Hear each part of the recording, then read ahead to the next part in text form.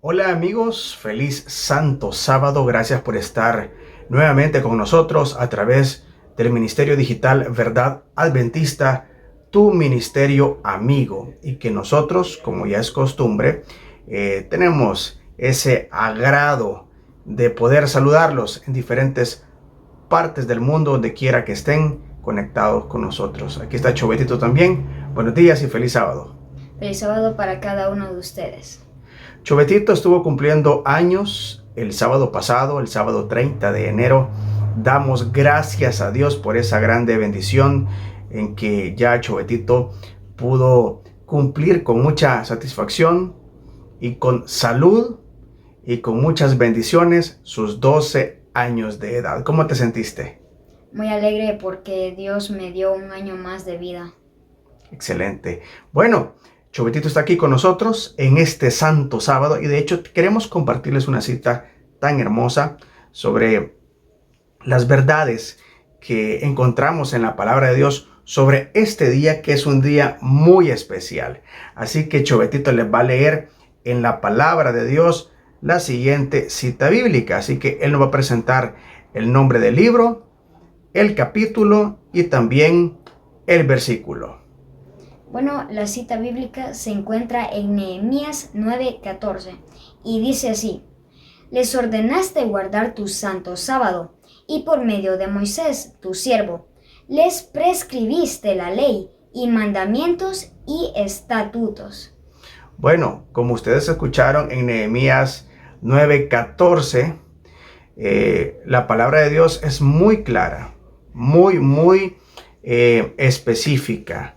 Les ordenaste guardar tu santo sábado, tanto hoy como el próximo año o los próximos cientos de años, qué sé yo, lo que Dios permita que siga existiendo este planeta Tierra.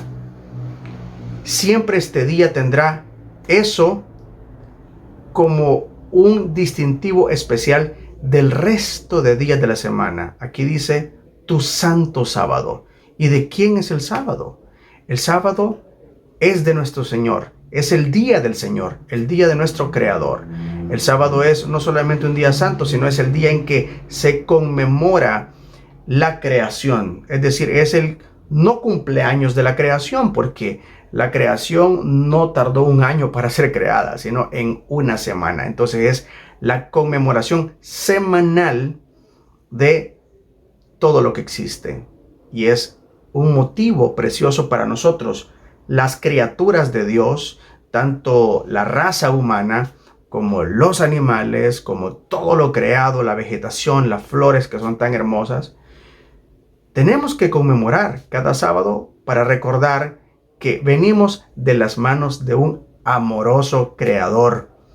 Y por medio de Moisés, tu siervo, les prescribiste la ley y mandamientos y estatutos. Es decir, que el Señor nos ordena a guardar su santo sábado, a respetarlo, a adorar a nuestro Creador, pero a la vez quedó prescrita en la ley y mandamientos y estatutos, grabado en piedra, para que nosotros recordemos lo importante que es y lo imposible que es borrarse esto, que Dios quiere que sigamos practicando, inclusive posteriormente, cuando el Señor nos lleve a vivir con Él en el reino de los cielos. También en el reino de los cielos seguiremos guardando el santo sábado.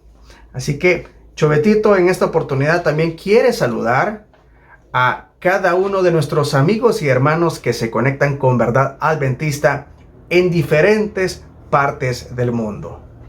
Bueno, un saludo para todas las personas de México, Perú, Estados Unidos, Colombia, El Salvador, Chile, Ecuador, República Dominicana, Bolivia, Guatemala, Panamá, España, Venezuela, Costa Rica, Honduras, Puerto Rico, Nicaragua, Paraguay, Belice, Mozambique, Haití, Cuba, Canadá, Uruguay y Brasil. Queremos decirles que es para nosotros un gusto saber que están conectados con nosotros de diferentes partes del mundo y específicamente esos países que Chovetito mencionó. El tema para este Santo Sábado, preparado por el hermano Will Morán, evangelista laico de la Iglesia Adventista Central de Chalatenango, lleva por nombre El remanente protege. Así se llama el tema para esta ocasión. El remanente protege. ¿De qué forma los hijos de Dios protegen a los demás en diferentes situaciones que se viven en este mundo? ¿De qué manera los siervos de Dios deben dar el mensaje divino para este tiempo? ¿Qué orden específica ha dado Dios a su remanente? Bueno, vamos a descubrir la respuesta a estas preguntas desafiantes con el tema El remanente protege. Pero antes de pasar con el hermano Will Morán, quiero también darle paso a Chovetito, porque hay un ministerio que está sumándose en apoyo a nuestro ministerio Verdad Adventista, y es un ministerio nuevo prácticamente, pero que están dispuestos a colaborar con nosotros, con toda la generación de contenido que también creamos aquí en Verdad Adventista. Este ministerio, repito, es un ministerio nuevo, pero nos está apoyando y está compartiendo todos nuestros contenidos. Así que, ¿cómo se llama ese ministerio? El ministerio se llama Vendrá Advent Ministry. Vendrá Advent Ministry. Les invitamos a que se vayan a la página de Facebook.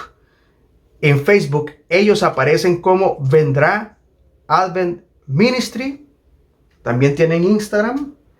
Y ahí les invitamos a que los sigan. Son unos muchachos que también están apoyando a Verdad Adventista, y nosotros también los vamos a apoyar a ellos. Repito, sigan este ministerio, apóyenlo, síganlos en su página de Facebook, síganlos en su perfil de Instagram. Repetimos, el nombre es Vendrá Advent Ministry. Vendrá Advent Ministry. Así que ahí está la invitación. Chovetito, muchas gracias y que Dios te bendiga. Feliz sábado. Feliz sábado. Bueno, ahora sí nos vamos entonces con el tema de hoy. Con ustedes el hermano Will Morán, con el tema El remanente protege. Que Dios los bendiga.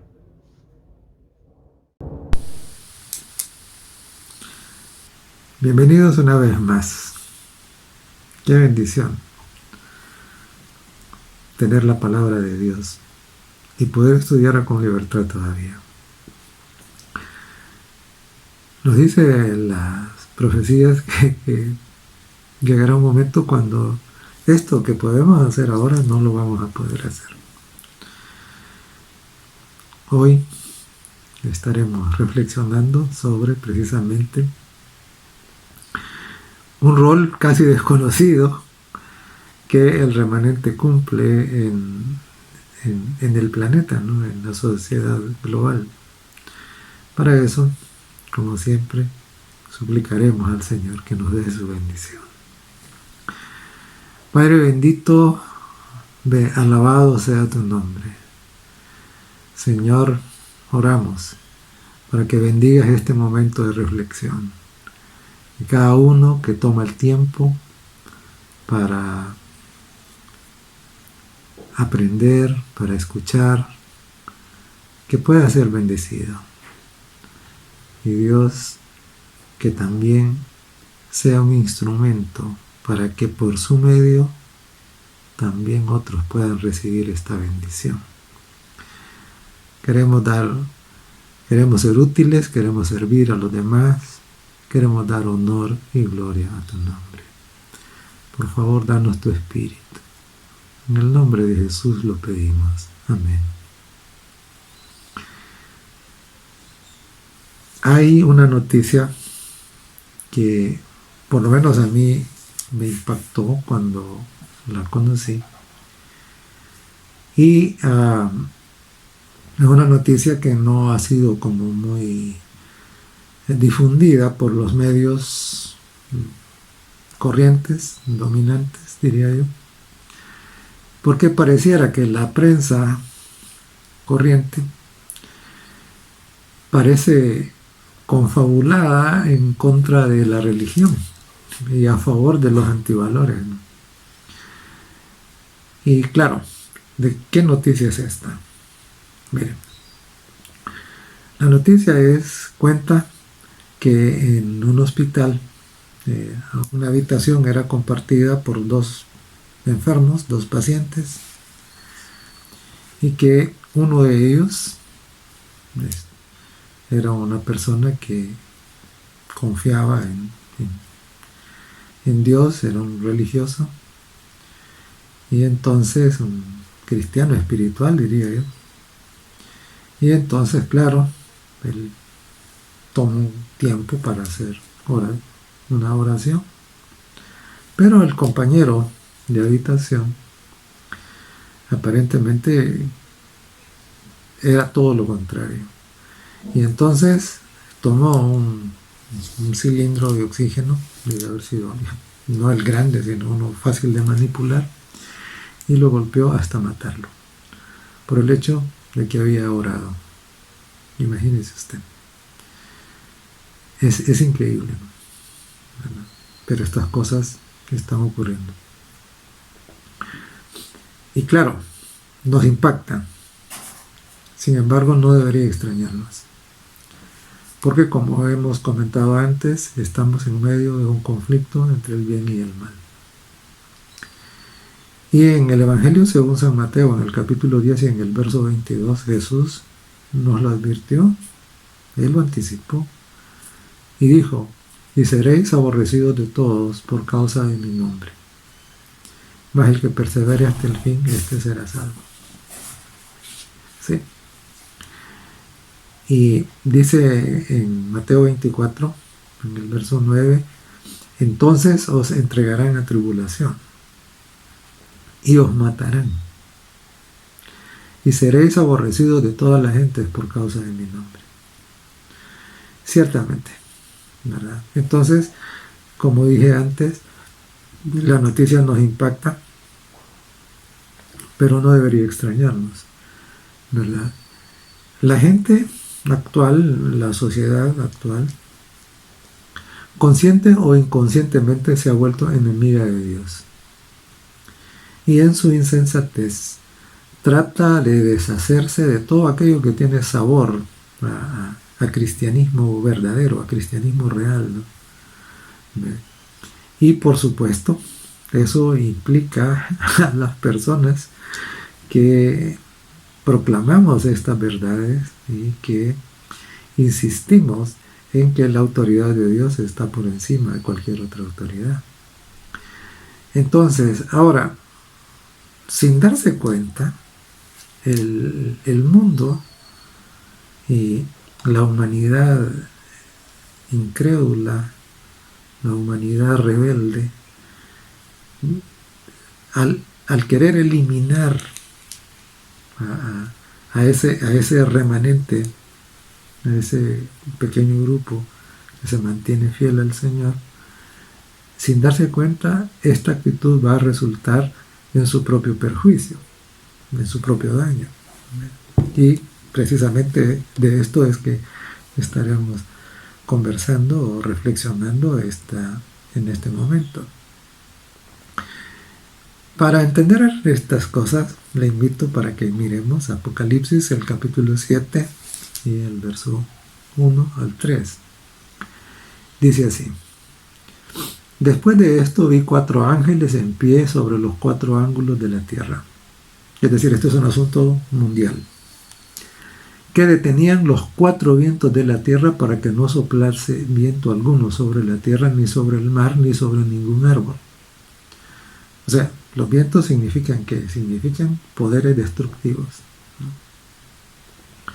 Vi también otro ángel que subía de donde sale el sol, y tenía el sello del Dios vivo, y clamó a gran voz a los 4 ángeles a quienes se les había dado, oiga, el poder de hacer daño a la tierra y al mar. Entonces, hay 4 ángeles que están sosteniendo el poder de hacer daño a la tierra y al mar. Y entonces el otro ángel les dijo, no hagan daño a la tierra y al mar, ni a los árboles, hasta que hayamos sellado en sus frentes a los siervos de nuestro Dios. O sea, la obra de sellamiento de los siervos de Dios es la que hace que esos vientos, ese poder destructivo todavía se detengan. En otras palabras, cuando los siervos de Dios ya estén sellados y se han retirado de acá, esos vientos serán sueltos. La presencia de los siervos de Dios en la tierra hace que la destrucción se postergue, hace que todavía haya oportunidad para los otros, ¿no? Y claro, esto no solamente aparece aquí en Apocalipsis, pero también lo vemos allá en el Antiguo Testamento, ¿no?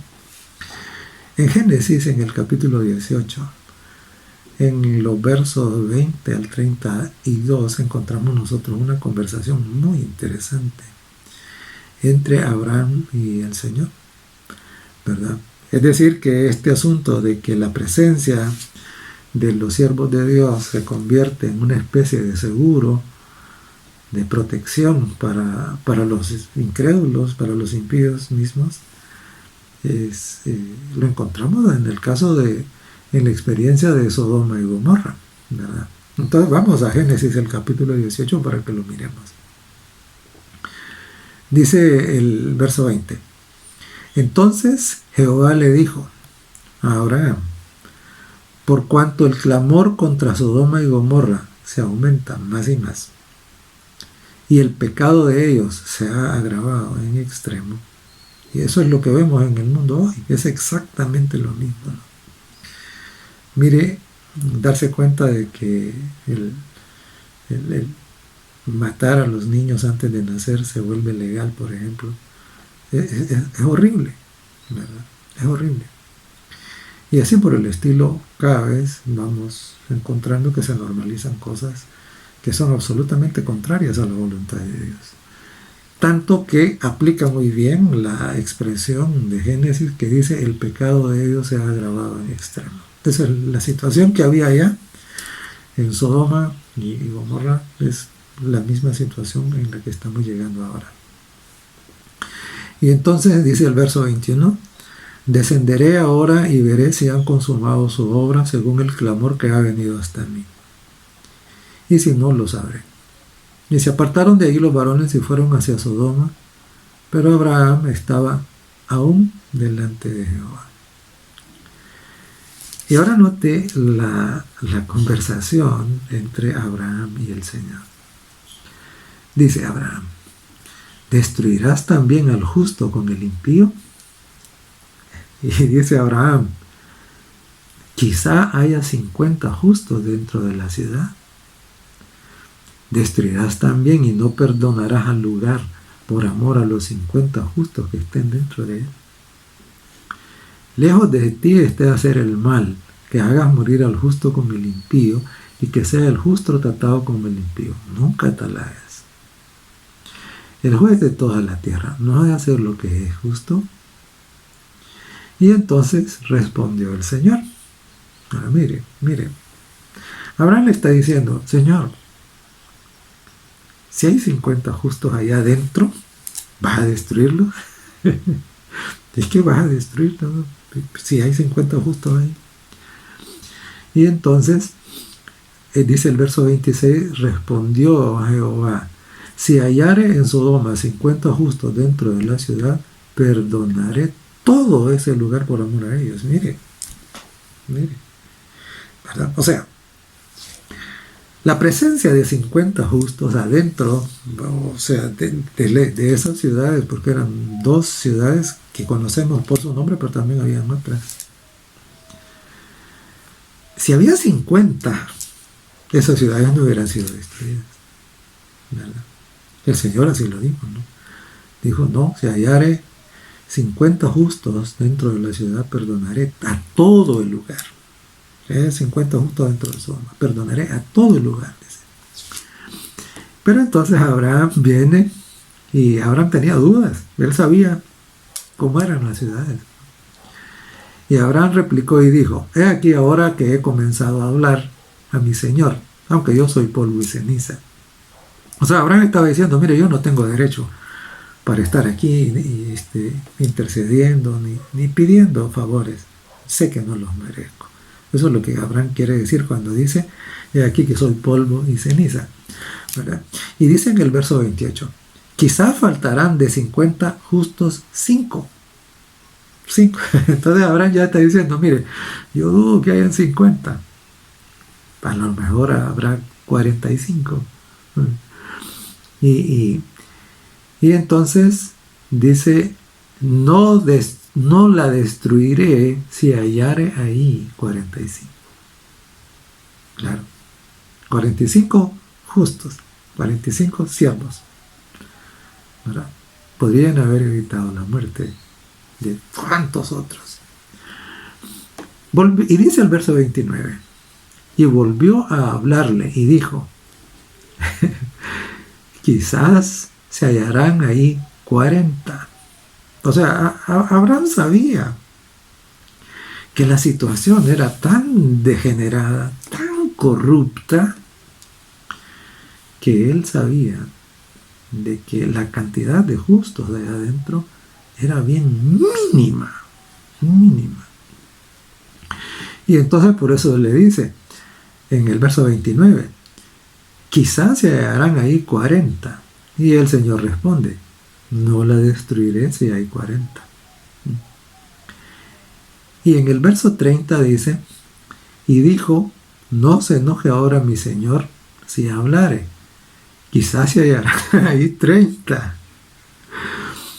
Y respondió: no lo haré si hallare ahí 30.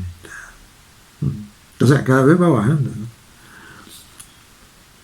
Y dijo: he aquí que ahora he emprendido a hablar a mi Señor, quizás se hallarán ahí 20. Y el Señor dice: no la destruiré por amor a esos 20. Y en el verso 32: y volvió a decir: no se enoje ahora mi Señor si hablare solamente una vez, quizás se hallaren ahí 10. Y el Señor dice: no la destruiré por amor a esos 10. Ahora imagínese usted. Sodoma y Gomorra y las ciudades vecinas. La maldad había llegado a rebalsar. La corrupción, la degeneración, había llegado al extremo. El juicio, la sentencia había sido ya dada. Pero aquí hay un elemento. Y es el elemento que la presencia de los justos en ese lugar podría haber salvado a todo ese lugar. Sin embargo, no había. ¿Verdad? El Señor dijo: mire, si hay 10 ahí adentro, por amor a esos 10, esos serían preservados. Y eso está ocurriendo ahora, ¿no? Mire, en todas las metrópolis ahora, y pareciera que mientras mayor, más grande es una ciudad, peor se vuelve. Más delincuencia, más corrupción, más degeneración, más maldad. Entonces, claro, las ciudades ya han colmado la copa de la iniquidad. ¿Y por qué no han sido destruidas? Probablemente ahí hay 10. Porque el Señor dijo: bueno, si hay 10, no lo voy a destruir todavía. No lo voy a destruir todavía, ¿verdad? Entonces, claro, los ángeles están deteniendo mientras esos 10 estén ahí. Mientras los siervos de Dios tengan presencia en el lugar, los siervos de Dios se convierten como en un seguro de protección para los otros, ¿no? Y el profeta Isaías también nos permite ver que el remanente obediente, el remanente fiel, se convierte en una especie como de escudo humano que protege al resto del mundo impío. Dice Isaías en el capítulo 1 y en el verso 9: si Jehová de los ejércitos no nos hubiese dejado un resto pequeño, un remanente, ¿no?, como Sodoma fuéramos y semejantes a Gomorra. Y ahora note que Isaías dice un resto pequeño. Es decir, los siervos de Dios no son una gran multitud. Y aquí hay personas que piensan que en estas cosas espirituales es como en la política, que la mayoría gana. No es así. Bueno, no es así. Es más, el Señor Jesucristo dijo que la mayoría se pierde, que el camino a la perdición es ancho, que muchos van por él. De tal manera que usted no espera encontrar la verdad en las religiones numerosas, ¿no? Dice un resto pequeño. Y ese resto pequeño, del que la gran mayoría suele burlarse a veces, suele desacreditar, suele incluso perseguir, ese resto pequeño, ese es el motivo de que todavía la maldición no haya llegado ahí, ¿no? El juicio no haya caído sobre estos lugares tan pervertidos, ¿no? Fue ese resto pequeño, ese remanente, ese grupo chiquito, el que evitó que Judá corriera la misma suerte de Sodoma y Gomorra. Los hijos de Dios han servido para preservar la vida de sus mismos enemigos a través de la historia. Y claro, la Biblia nos presenta otros casos, ¿no? Este caso de ¿cómo se llama?, de Judá, y esto que pudo haber sido en el caso de Sodoma y Gomorra, ¿verdad?, no es el único. Encontramos otros casos interesantes que podemos ver ahora. En el libro de Hechos, en el capítulo 27,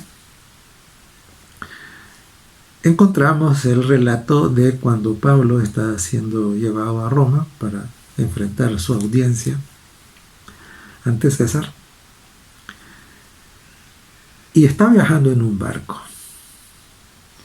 Y entonces Pablo cuenta a partir del verso 20 y dice, y que cuando iban en el barco la situación se puso un poco complicada. Bueno, no un poco, sino bastante complicada.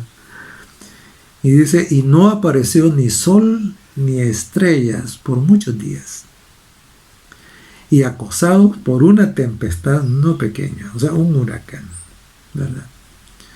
Ya habíamos perdido, dice, la esperanza de salvarnos. Claro.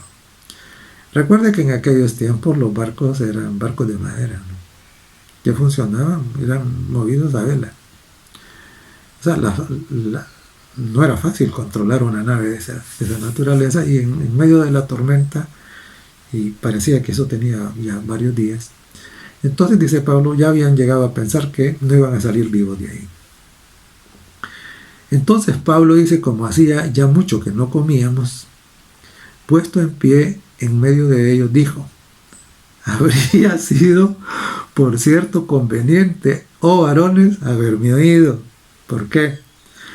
Pablo el siervo de Dios, ¿no?, les había dicho, antes no salgamos. El barco es mejor que quede aquí, que esperemos.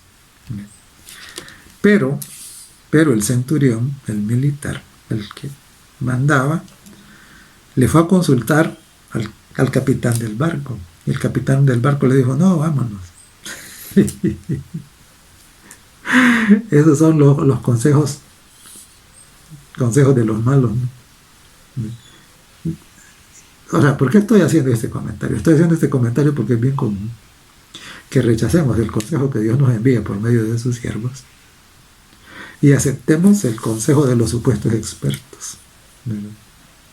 Mire, la sabiduría humana nunca está por encima de la sabiduría de Dios. Cuando hay un escrito está, Eso tiene más valor que el consejo de los llamados expertos. Pero y entonces aquí Pablo se los está recordando. Y Pablo les dice, miren, habría sido, por cierto, conveniente, oh varones, que me hubieran hecho caso, dice, que me hubieran oído, y no zarpar de Creta, tan solo para este prejuicio y pérdida. Pero bien, ya eso pasó, dice. Pero ahora os exhorto a tener buen ánimo, pues no habrá ninguna pérdida de vida entre vosotros. ¿Y cómo Pablo sabía de que nadie se iba a morir? Pablo dice, solamente se perderá la nave, porque esta noche ha estado conmigo el ángel de Dios, de quien soy y a quien sirvo. Siervo de Dios. Siervo de Dios. Le pertenece al Señor.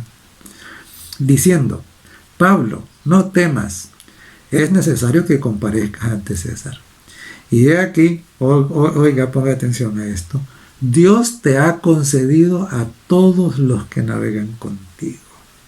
Fíjense bien.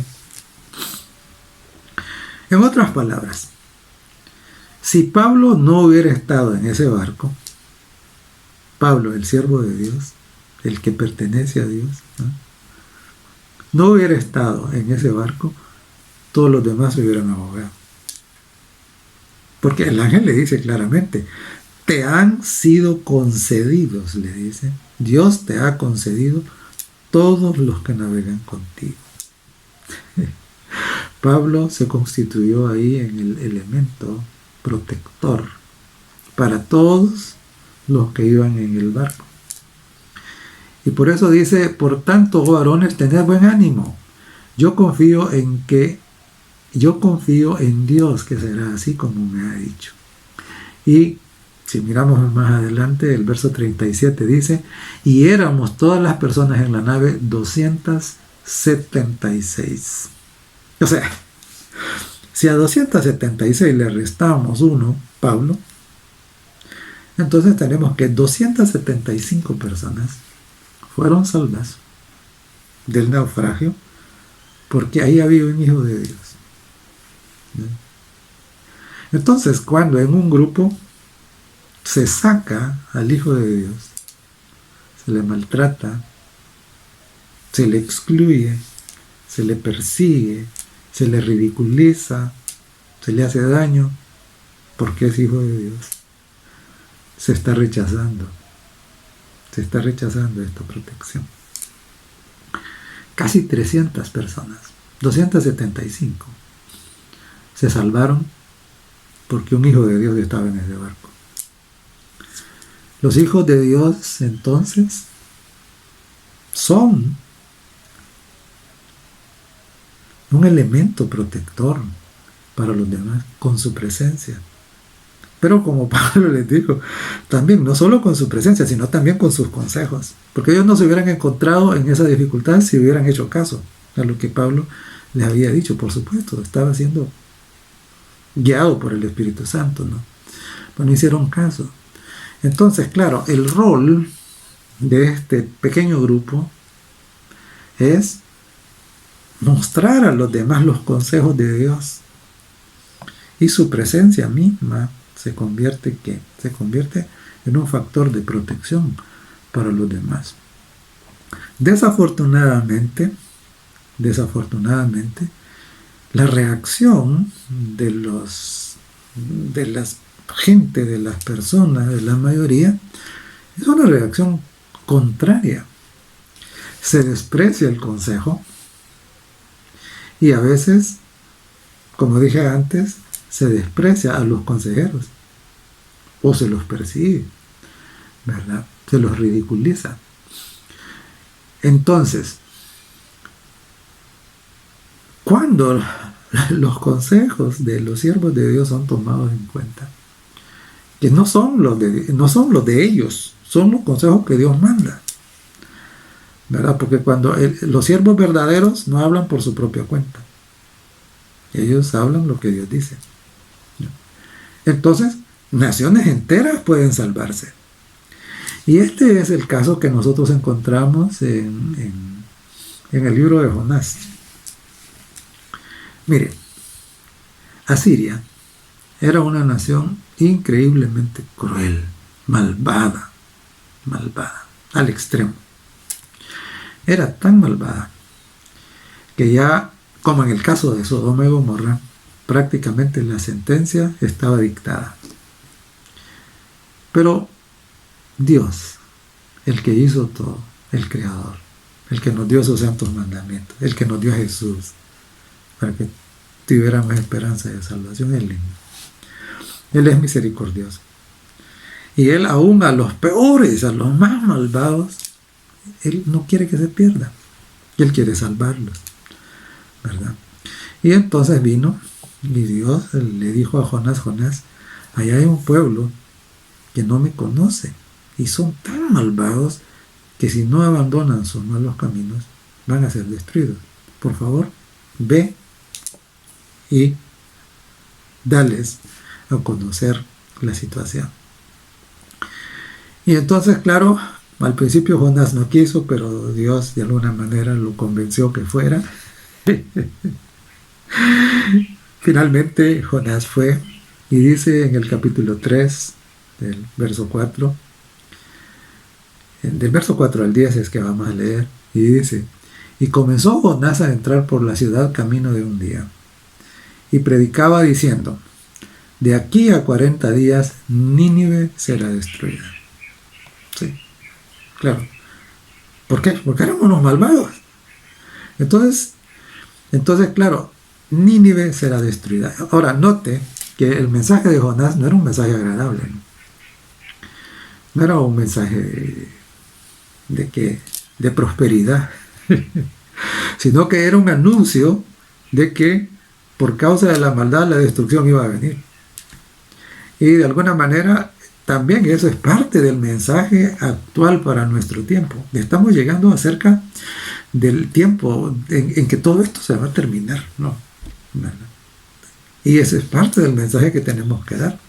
El predicador que no advierte de esto a su congregación, a la gente, está faltando a la misión, ¿verdad? El fin del mundo viene, ¿verdad? Esto va a ser destruido. Es necesario dar la voz de alarma. Por eso el Señor nos dijo: tocad trompeta en Sión, dad alarma en mi santo monte, ¿verdad? Esto es lo que estaba haciendo Jonás aquí.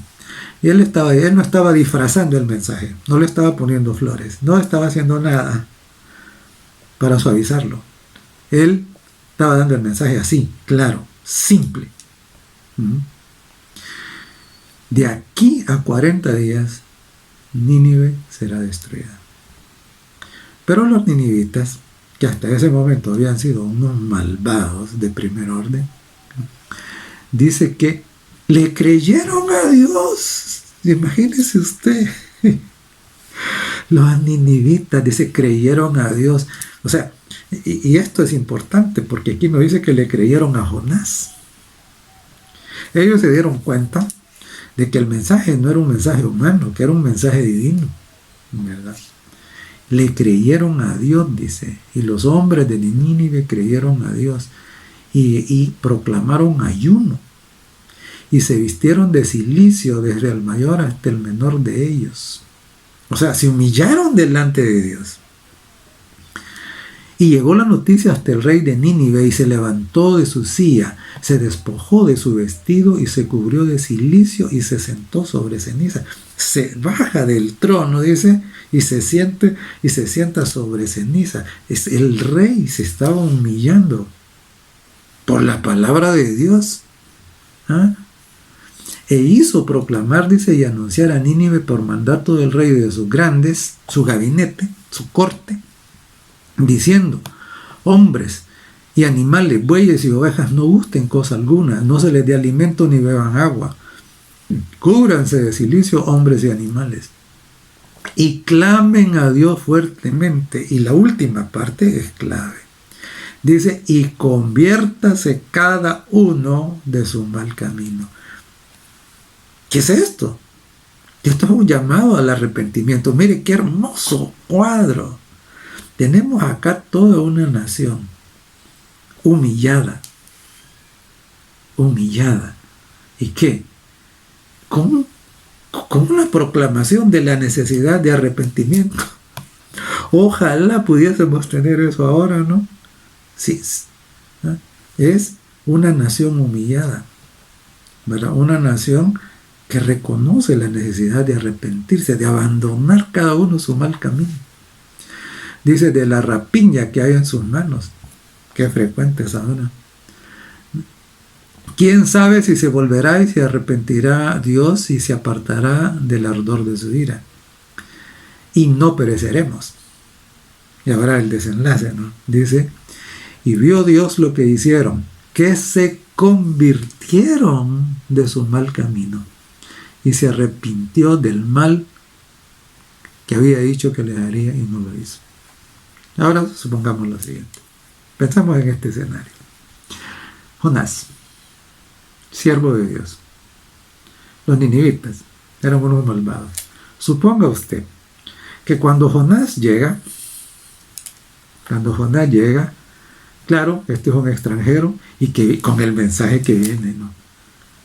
Suponga que los ninivitas lo hubieran matado. Suponga que los ninivitas lo hubieran torturado, lo hubieran despreciado, lo hubieran marginado, se hubieran burlado de él y no hubieran hecho caso. ¿Qué habría pasado? ¿Ya? 40 días. Esa era la gracia que les quedaba. La gracia, 40 días. Pero mire, obraron con sabiduría, porque en vez de rechazar y ridiculizar, perseguir o martirizar al pueblo, al siervo de Dios, le prestaron atención. Se dieron cuenta que traía un mensaje que no era de él, sino que era de Dios. Se arrepintieron. Esa debería de ser la reacción de la humanidad, ¿no? Hacia ese grupo chiquito que tiene la responsabilidad, la misión y el valor, diría yo también, de proclamar la verdad del Señor tal cual es. Mire, la verdad del Señor, el escrito está, es impopular. Varias personas dicen, no, miren, ese mensaje que ustedes predican es impopular, ¿verdad? Nos gusta más otro, más agradable. Entonces, sí, pero no es el de Dios, ¿verdad? Entonces, claro, ir contra la corriente, estarle diciendo al mundo, mire, eso que a usted le gusta comer, Dios ha dicho que no se debe comer, que a usted le parece delicioso, ¿no? Decirle al mundo, mire, Dios estableció un día de reposo, no es el que a usted le han dicho. Es decir, contra la corriente, es impopular, ¿verdad? Decirle al mundo, que cada vez se vuelve más materialista y más codicioso, mire, hay una parte de todo esto que Dios le ha dado que no es suya. Dice, Dios la reclama como Él, ¿no? Que como propiedad de Él. Entonces, eso es impopular, ¿verdad?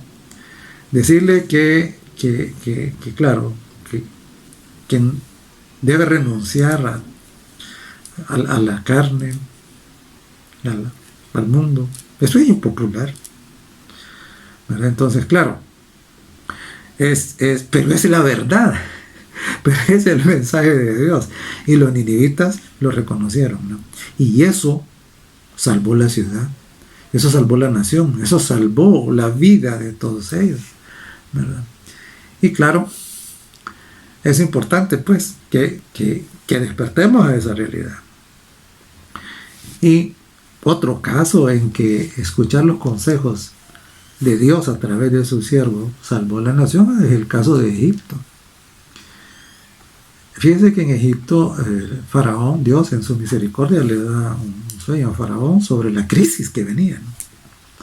Una crisis alimentaria terrible, que si no hubiese sido abordada como se hizo siguiendo los consejos que Dios mandó por medio de José, la nación entera hubiera padecido una crisis espantosa. No se sabe cuántos podrían haber muerto de hambre, ¿verdad? Pero la presencia de un siervo de Dios ahí en la corte ¿verdad? Y haber atendido los consejos que Dios mandaba por medio de ese hombre, ese varón santo, ¿verdad? Entonces, eso salvó a la nación, ¿verdad? Eso salvó a la nación. Y claro, estos no son los únicos casos, pero necesitamos avanzar. Lo que vemos en la actualidad es que la humanidad se ha vuelto loca. Y en su locura, el mundo trata de deshacerse del remanente. Miren, cada vez, especialmente en los países que se supone son más desarrollados, encontramos que las trabas, las limitaciones y la persecución en contra del cristianismo se vuelve más duras. La libertad de conciencia se ve amenazada cada vez más, con más fuerza, ¿no? Entonces, con diferentes excusas, ¿verdad? Con diferentes excusas. Y claro, esto no se va a aliviar, al contrario, se agravará más conforme se acerca a la segunda venida de Cristo y el fin del mundo, ¿verdad? Entonces eso vemos, eso es lo que va a ocurrir. ¿Y por qué estoy diciendo de que no se va a resolver? Mire, ahorita hay un discurso ahí de los derechos humanos y todo, sí.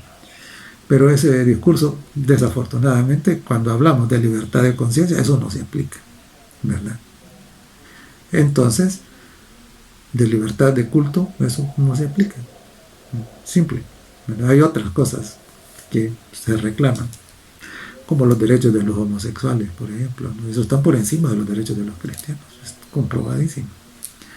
Entonces, claro, y digo que las cosas se van a agravar, y no lo digo yo, sino que lo dice la Biblia. Si lo dijera yo, eso no tendría sentido, pero es la Biblia, es Dios quien lo dice.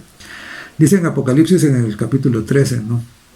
Y en los versos 15 al 17, hablando precisamente de esta situación crítica del final de la historia, dice que se le permitió a la bestia que surge de la tierra infundir aliento a la imagen de la bestia, dice, para que la imagen hablase y oiga lo que dice. Dice, e hiciese matar a todo el que no la adorase. O sea, el sistema, este sistema pervertido, ¿no? Y dice, hacía que a todos, pequeños y grandes, ricos y pobres, libres y esclavos, se les pusiese una marca en la mano derecha o en la frente, y que ninguno pudiese comprar ni vender. Claro, muy pronto, nosotros los cristianos estaremos fuera de la economía. Eso es lo que dice acá.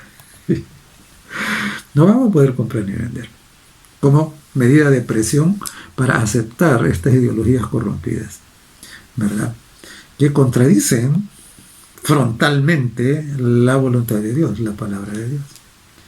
Entonces, y claro, al final, si persistimos en ello, entonces la misma experiencia de los jóvenes que fueron arrojados al horno va a ser la experiencia de nosotros los cristianos en el último tiempo. Eso es lo que está escrito, ¿no?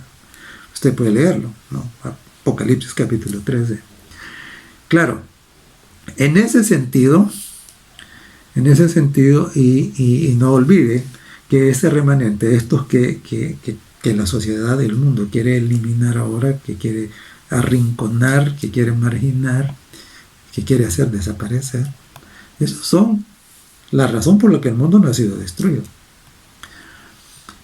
De alguna manera, el remanente fiel, ese grupo chiquito que permanece leal a Dios, no importa lo que venga, el remanente fiel es como la espoleta de una granada, ¿verdad? La granada no explota porque la espoleta está metida ahí. Ese es un seguro. Es un seguro, ¿no? En el momento que esa cosita sea retirada, la granada estallará. El mundo, cuando si el remanente es quitado de acá, y ciertamente va a ser quitado en algún momento, entonces simple y sencillamente el planeta estallará. Usted tiene que saberlo. Y el mundo tiene que saberlo. No basta con que usted lo sepa, usted tiene que decírselo al mundo, ¿no? Es un acto de amor. decirlo, ¿verdad? Va a estallar. Y si no, vea usted segunda de Pedro capítulo 3, 9 y 10, porque de nuevo, digo, no va a estallar porque yo lo digo, va a estallar porque Dios así lo dice. Dice segunda de Pedro capítulo 3, versos 9 y 10, el Señor no retarda su promesa, según algunos la tienen por tardanza, sino que es paciente para con nosotros, dice, no queriendo que ninguno perezca. Así como allá en Nínive, Dios no quería que ninguno pereciera, sino que todos procedan al arrepentimiento, así como se arrepintieron allá en Nínive.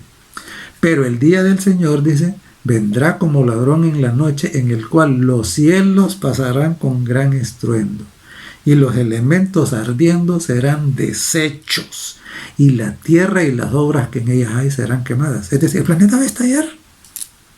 El planeta va a estallar. Y claro, ¿y por qué no estalla todavía? Porque todavía el remanente está aquí. Como se dijo allá en Apocalipsis, a los ángeles, no, todavía no lo suelten. Hasta que los siervos ahí se termine su sellamiento y ellos se han retirado, ¿verdad? En Mateo, el capítulo 28, los versos 18 al 20, tenemos un pasaje que nos impone o nos manda, nos entrega una misión. Igual que en Sodoma y Gomorra fueron advertidos, Dios en su gran amor nos ordena a nosotros, ese remanente, ese grupo chiquito, ese grupo fiel, ¿verdad? Grupo fiel. Estoy hablando de todos los cristianos sinceros, ¿no? De todos los que han... No estoy hablando de los tibios, ni de los fríos. Estoy hablando de aquellos que ciertamente han experimentado el bautismo del Espíritu Santo. Y aquí no estoy hablando de una organización religiosa. Estoy hablando de todos aquellos que con toda sinceridad se han rendido al Señor, que ciertamente son pocos, es un grupo chiquito. Dios lo llama ¿cómo? Dios lo llama, tengo otras ovejas, dice, que no están en este redil, yo las voy a traer, dice, ¿verdad? Las cuales me conviene traer. Entonces, Dios las llama pueblo suyo, de eso estamos hablando. Eso no es numeroso. Los cristianos verdaderos, los cristianos sinceros, los cristianos dispuestos a aceptar la voluntad de Dios tal cual es, sin torcer ninguna parte de la Biblia, ¿no? Aceptarla tal cual es, ¿verdad? Esos son poquitos. Y entonces, pero Dios les ordena a estos que vayan a toda nación, tribu, lengua y pueblo, a decirles, miren, este mundo va a estallar. En Mateo 28, 18 al 20, el Señor nos entregó esa misión. Y dice así, y Jesús se acercó y les habló diciendo, toda potestad me es dada en el cielo y en la tierra. O sea, Él dice toda potestad. ¿Qué es eso? Él es todopoderoso. Toda potestad, todo poder, todopoderoso. Jesús es todopoderoso, ¿verdad? Porque es Dios. Toda potestad, ¿verdad? Por tanto, dijo, id y hacer discípulos a todas las naciones, bautizándolos en el nombre del Padre, del Hijo y del Espíritu Santo, enseñándoles que guarden todas las cosas que les he mandado. Él no dijo, vayan y enséñales solo unas pocas cosas. Vayan y enséñales casi todas las cosas. No dijo eso. Dijo que vayan y enséñales todas las cosas. Todas. No dejen nada afuera. Todas las cosas que les he mandado. ¿Y qué es lo que nos han mandado? Los mandamientos. Y alrededor de los mandamientos, la ampliación de la voluntad de Dios. Ya la encontramos en todo el resto de la Biblia, ¿no? Entonces dijo, enseñándoles que guarden todas las cosas que les he mandado. Y dijo, y he aquí, yo estoy con vosotros todos los días hasta que el mundo estalle. Hasta que el mundo reviente. Hasta el fin del mundo. Y claro, en Isaías 1:10 dice, príncipes de Sodoma. ¿De qué está hablando acá? ¿Quiénes son los príncipes de Sodoma? Son los líderes mundiales, ¿verdad? Oíd palabra de Jehová, dice. Escuchad la ley de nuestro Dios, pueblo de Gomorra.